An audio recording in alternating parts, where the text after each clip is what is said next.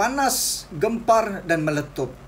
YB MP Papar Armizan Muhammad Ali Atan Likas ingin menyampaikan salam Ramadan dan salam Hari Raya untuk kamu dengan VTT yang terbaru bakal meletupkan kes-kes yang hangat di bumi Sabah. Walaupun Atan gelak, tetapi hakikatnya ini adalah part yang pertama. Akan ada sambungan lagi. Sabar, relax.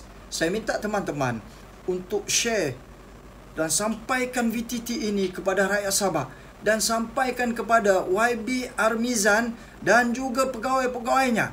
Kalau dia mau report polis, saya alu-alukan untuk dia report polis. Kalau tidak dijawab dalam tempoh 4 hari daripada sekarang, saya sendiri akan membuat laporan polis ke atas YB Armizan Muhammad Ali. MP Papar merupakan Menteri Perdagangan Dalam Negeri dan Kos Sara Hidup dalam Kerajaan Madani. Bukan satu tetapi dua berita menggemparkan bagi Atan dan bagi kita yang mengikuti Perlembagaan Persekutuan. Ini adalah kesalahan yang serius kerana Undang-Undang Perlembagaan Persekutuan adalah undang-undang yang tertinggi dalam negara kita. Bagaimana seorang menteri boleh terlupa, terkhilaf ataupun lalai dalam perkara ini? Apa dia? Part yang pertama ataupun perkara pertama yang saya nak bertanya kepada saudara Armizan. Dengar baik-baik. Baru-baru ini YB Armizan telah mengeluarkan satu kenyataan media.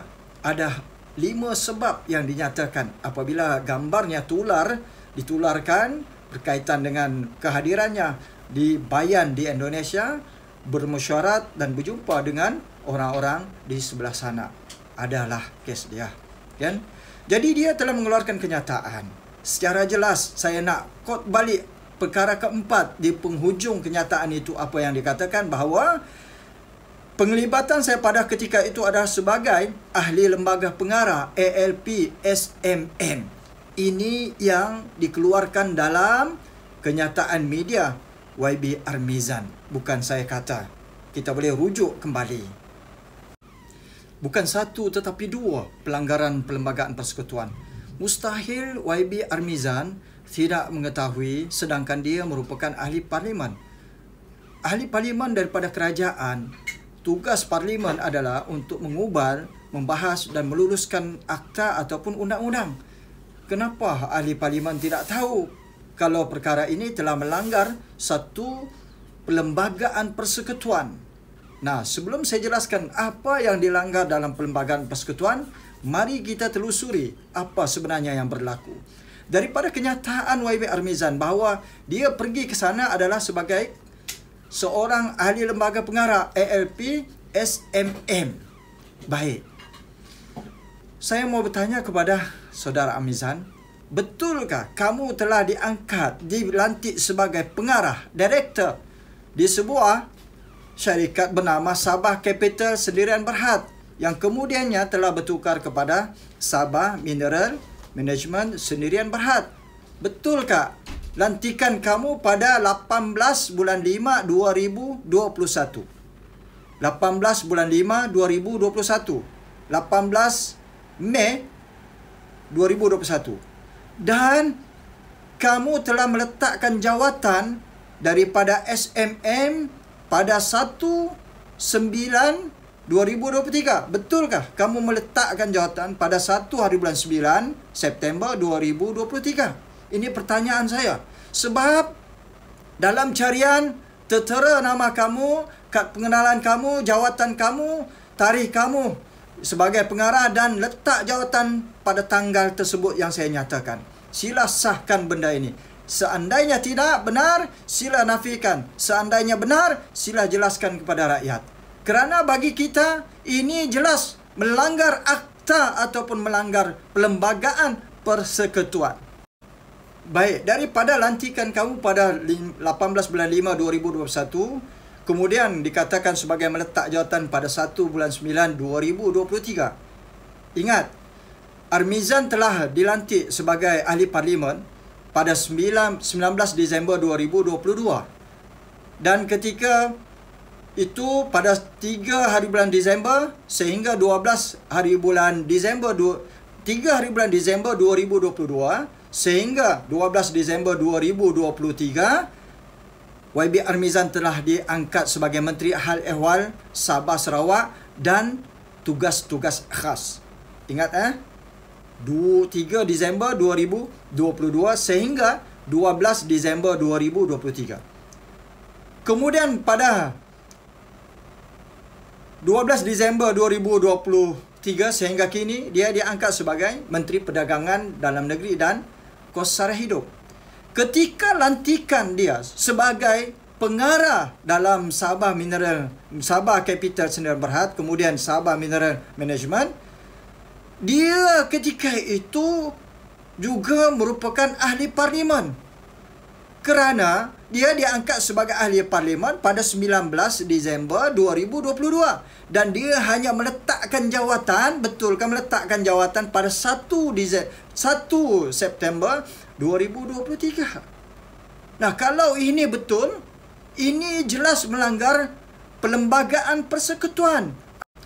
Atan jelaskan, Perlembagaan Persekutuan perkara 48/1/C. Apa dia? Iaitu perkara 48, kehilangan kelayakan menjadi ahli parlimen. Disebut tertakluk kepada peruntukan perkara ini sebab seseorang hilang kelayakan untuk menjadi ahli mana-mana satu majlis parlimen jika kurungan A, dia adalah telah didapati atau diisytiharkan tidak sempurna akal. Atau kurungan B, dia seorang bankrupt, belum lepas, atau ini yang penting, kurungan C, perkara 48/1/C, dia memegang sesuatu jawatan berpendapatan. Nah, saya mau bertanya kepada YB Armizan, ketika kamu menjadi seorang ahli parlimen, kamu juga merupakan seorang pengarah dalam SMM yang terbabit menjadi satu masalah isu skandal pada hari ini di bumi Sabah. Ketika itu, kamu hanya melepaskan jawatan pada 1 September 2023. Sedangkan kamu ketika itu sudah diangkat sebagai Menteri Tugas-Tugas Khas dan Menteri Sabah dan Sarawak. Sila jawab dan jelaskan kepada rakyat Sabah. Kalau tidak benar, sila buat laporan polis. Saya menanti laporan polis saudara YB Armizan dan saya sedia untuk berhadapan dengan YB tentang perkara ini. Kalau tidak, saya sendiri sebagai aktivis politik akan membuat satu laporan polis tentang isu ini kerana ini sangat-sangat jelas telah melanggar Perlembagaan Persekutuan. Mana mungkin kamu ketika sebagai pengarah di SMM tidak mengambil pendapatan, tidak mengambil gaji, allowance dan sebagainya. Sedangkan dalam perlembagaan jelas menyatakan seseorang yang menjawat jawatan berpendapatan, maka dia akan gugur kelayakannya sebagai seorang ahli parlimen. Jadi pada part yang pertama ini, saya akan sambung pada part yang kedua. Ada isu lagi yang ditularkan. Katanya ada sebuah syarikat lagi. Betul atau tidak? Telah dinyatakan. Nanti saya akan buat satu lagi VTT. Jadi tolong share, repost, tolong sampaikan kepada Armizan atau pegawai-pegawainya. Sila jawab pertanyaan Nathan. Apakah betul bahawa kamu telah diangkat sebagai pengarah dan kamu telah meletakkan jawatan pada tarikh-tarikh yang saya sebutkan ataupun tidak? Sila jelaskan sebab rakyat Sabah ingin mengetahui dan saya minta kepada pihak SPRM supaya menyiasat saudara YB Armizan Muhammad Ali. Sila siasat juga dia.